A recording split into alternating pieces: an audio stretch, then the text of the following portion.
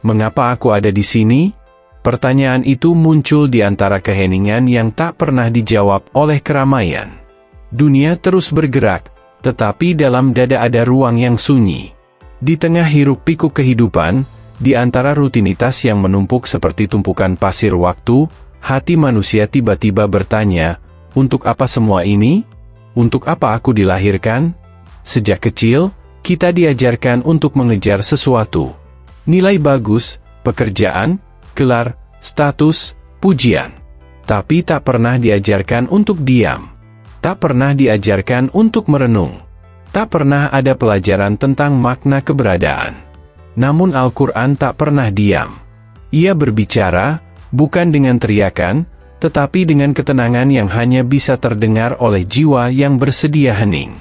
Tidaklah aku ciptakan jin dan manusia kecuali untuk menyembahku. Kalimat itu terpatri dalam surah Az-Zariyat ayat 56. Tapi penyembahan seperti apa? Apakah sekadar ritual? Apakah hanya gerakan fisik tanpa kesadaran? Ataukah ada makna yang lebih dalam, yang lebih menyentuh akar dari mengapa manusia dilahirkan? Seiring bertambahnya usia, sebagian manusia mulai merasa lelah mengejar hal-hal yang dulu terlihat penting. Ketika semua sudah diraih, tetap saja ada kekosongan. Saat itulah pertanyaan tadi kembali hadir, lebih tajam, lebih mendesak. Bukan hanya, apa yang harus kulakukan, tapi, untuk apa aku diadakan? Al-Quran bukan sekadar kitab hukum atau larangan. Ia adalah cermin. Ia memantulkan gambaran batin kita yang selama ini terlupakan. Di dalamnya, kita tidak hanya menemukan perintah, tapi juga percikan rahasia penciptaan. Bukankah Allah telah berkata bahwa Dia adalah cahaya langit dan bumi? Maka mungkinkah tujuan kita sebenarnya adalah menjadi pantulan cahaya itu di dunia? Menjadi saksi bahwa hidup bukan sekadar tentang diri, tapi tentang hubungan antara hamba dan pencipta? Semua makhluk diciptakan dengan peran. Angin berhembus karena tugas. Air mengalir karena misi. Gunung berdiri karena kehendak. Lalu manusia?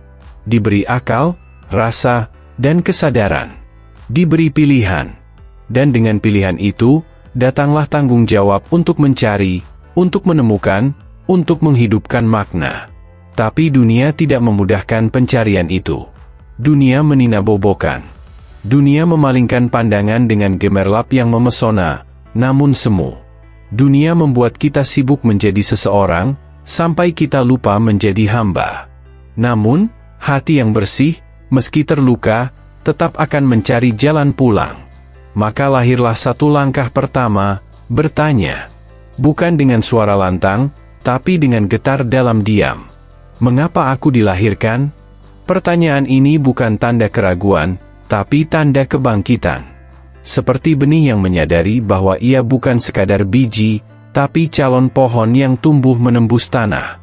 Dan seperti itulah awalnya, kesadaran itu datang dalam sunyi, dalam perenungan, dalam saat-saat di mana dunia menjadi samar dan jiwa mulai terjaga.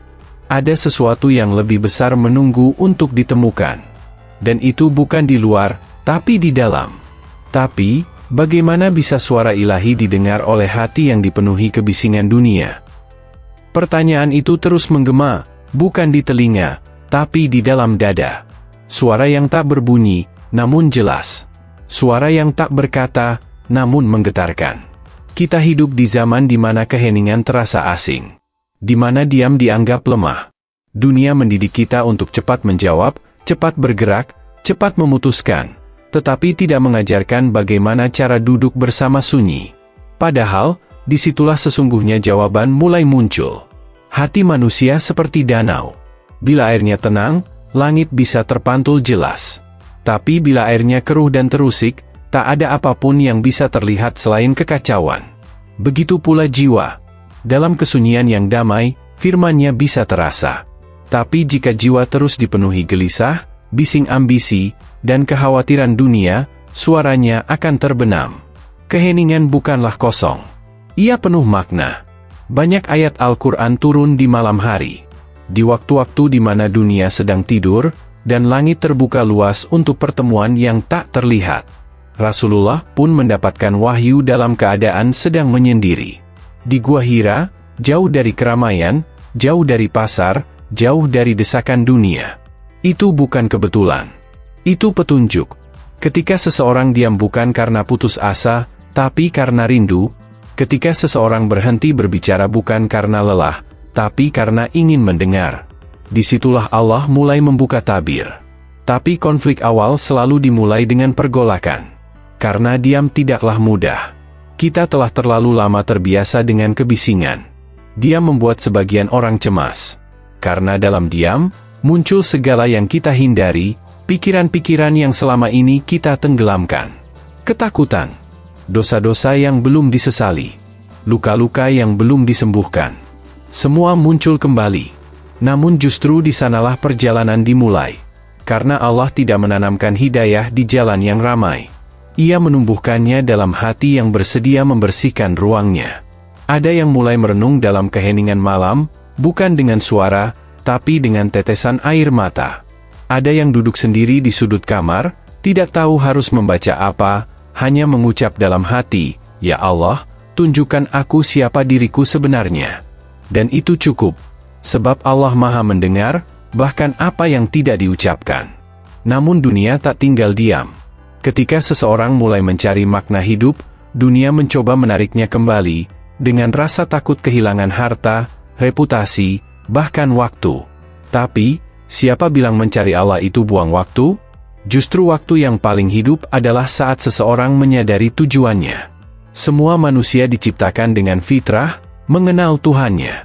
Tapi debu dunia menutupi cahaya itu. Dan diam adalah tangan yang perlahan membersihkan debu itu. Maka jangan takut untuk sendiri. Jangan takut untuk diam. Karena terkadang, yang kita perlukan bukan nasihat manusia, tapi sentuhan ilahi yang hanya bisa dirasakan di dalam sunyi.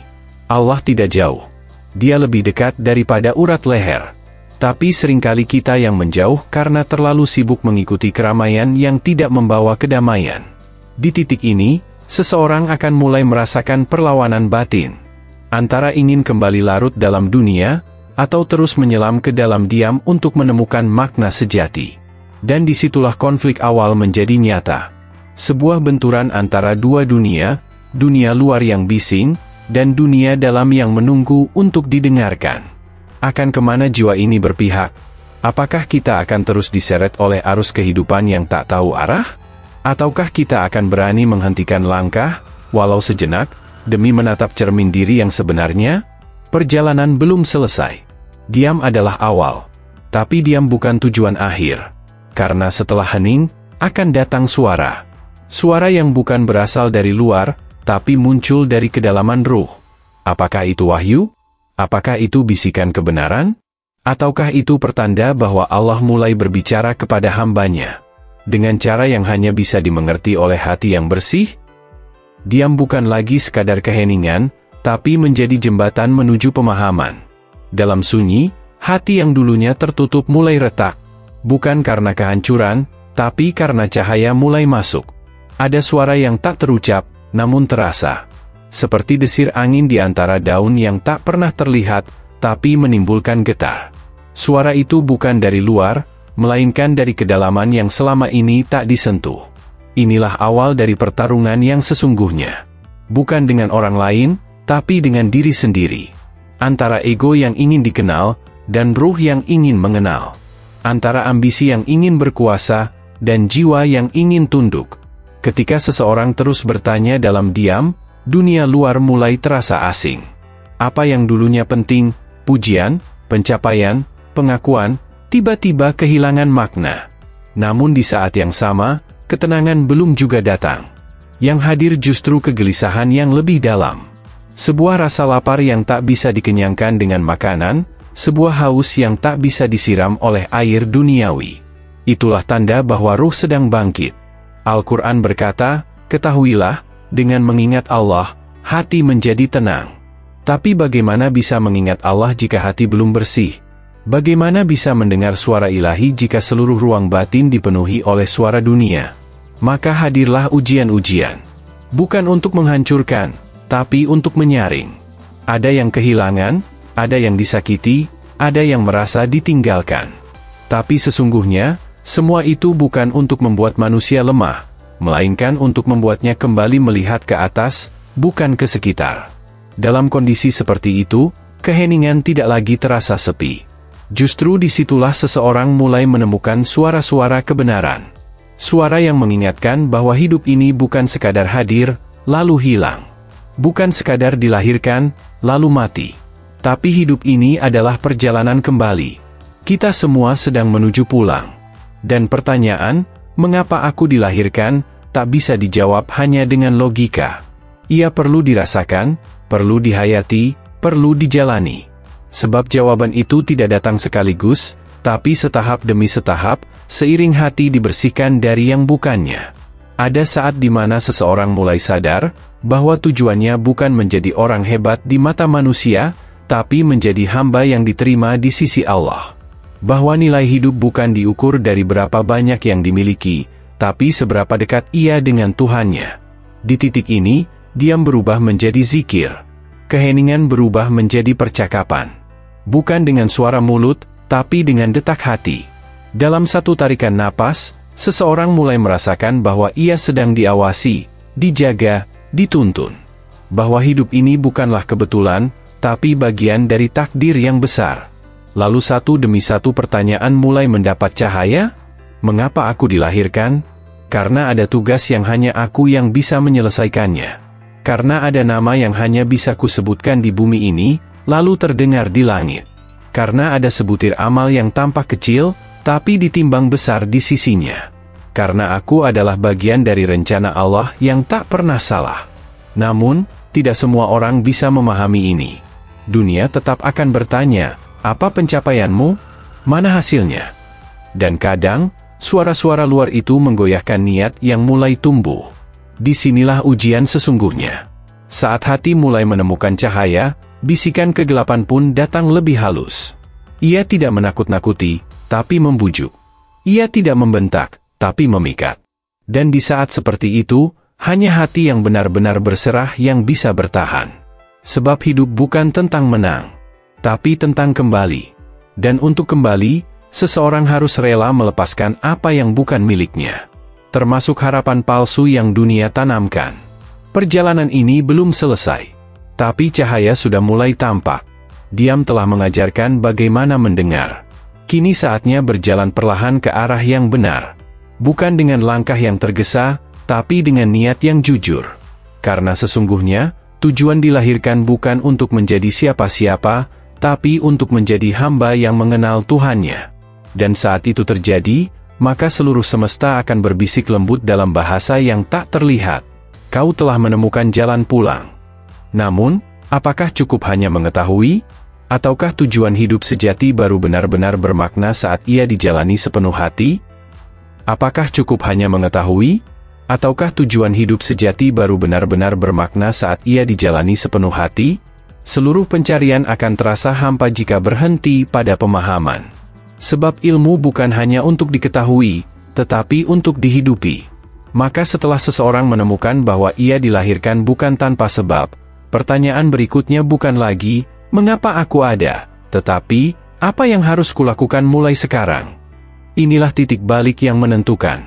Setelah diam menemukan makna, dan setelah sunyi mempertemukan hati dengan suara ilahi, langkah nyata pun harus diambil. Sebab hidup ini tidak berlangsung dalam batin saja. Ia mesti hadir dalam amal, dalam pilihan, dalam arah yang dipijak setiap hari. Al-Quran memberi kita lebih dari jawaban. Ia memberi peta. Ia tak hanya menjelaskan, untuk apa manusia diciptakan, tapi juga, bagaimana seharusnya manusia berjalan. Ayat demi ayat bukan sekadar pengetahuan, tapi undangan. Untuk mengabdi. Untuk mencintai. Untuk kembali. Sesungguhnya syaratku, ibadahku, hidupku, dan matiku hanyalah untuk Allah, Tuhan semesta alam. Quran Surat Al-An'am, ayat 162. Ayat ini bukan sekadar deklarasi, tetapi arah. Bahwa seluruh hidup adalah ibadah. Bahwa menjadi manusia bukan hanya tentang hadir di bumi, tapi tentang menghadirkan nilai langit ke dalam langkah harian. Mengubah kerja menjadi amal. Mengubah kata menjadi doa. Mengubah diam menjadi zikir. mengubah hidup menjadi persembahan. Tapi realitanya, tidak mudah. Dunia terus menawarkan banyak jalan pintas. Ada jalan cepat menuju kekuasaan, jalan singkat menuju kesenangan, dan jalan ramai menuju ketenaran. Namun, jalan yang menuju tujuan hidup sejati justru sunyi. Ia dipijak oleh hati yang ikhlas, oleh langkah yang sabar, oleh ruh yang rela menanggung rasa sendiri demi mendekat padanya. Namun di sanalah rahasia ketenangan berada. Seseorang tidak lagi berorientasi pada apa kata orang, melainkan apa yang diridai Tuhan. Ia tidak lagi berlomba menjadi yang pertama, tetapi berlomba menjadi yang paling tulus. Ia tidak lagi mengukur keberhasilan dari pujian dunia, tetapi dari senyum langit. Dan satu demi satu, semua mulai berubah. Bangun pagi tak lagi sekadar rutinitas, tapi awal dari pengabdian. Perjalanan hidup tak lagi seperti labirin, tapi menjadi arah yang jelas menuju akhirat. Bahkan tangis, kecewa, dan luka, semua punya tempat dalam peta ketuhanan. Karena hidup bukan soal bebas dari ujian, tapi soal kuat dalam pengabdian. Kita dilahirkan bukan untuk hidup seenaknya, tapi untuk hidup sebaik-baiknya. Karena hidup ini bukan tentang berapa lama, tapi untuk apa. Bukan tentang seberapa tinggi kita berdiri, tapi seberapa dalam kita bersujud. Itulah puncak dari pemahaman, bahwa tujuan hidup bukanlah hasil yang terlihat, melainkan kesetiaan pada jalan yang benar. Dan jalan itu telah ditunjukkan oleh Al-Quran, oleh para nabi, oleh nurani yang bersih. Ia bukan jalan keras, tapi jalan yang tegas. Bukan jalan yang cepat, tapi pasti. Bukan jalan semua orang, tapi jalan orang-orang yang dipilih karena ketulusan hatinya. Maka bila suatu hari seseorang bertanya kembali dalam hening, mengapa aku dilahirkan? Ia tak lagi merasa kosong. Sebab ia telah menemukan bahwa hidup adalah amanah. Bahwa jiwa adalah cahaya yang dititipkan. Bahwa setiap detik adalah peluang untuk kembali mencintai Sang Pencipta, melalui perbuatan kecil yang dilakukan dengan niat besar. Dan ketika semua itu dijalani dengan sepenuh hati, dalam diam, dalam tenang, dalam langkah yang sederhana namun istiqomah, maka seluruh alam pun akan menjadi saksi bahwa seseorang telah menemukan jalan pulangnya. Ia lahir bukan untuk dunia. Ia lahir untuk akhirat. Ia lahir bukan untuk menjadi siapa-siapa, tapi untuk menjadi hamba yang tahu arah. Dan saat akhir hidup menjemput, ia tak lagi takut. Karena ia tahu, ia akan kembali kepada Dia yang telah menciptakan segalanya. Bukan tanpa alasan. Waalaikumsalam warahmatullahi wabarakatuh.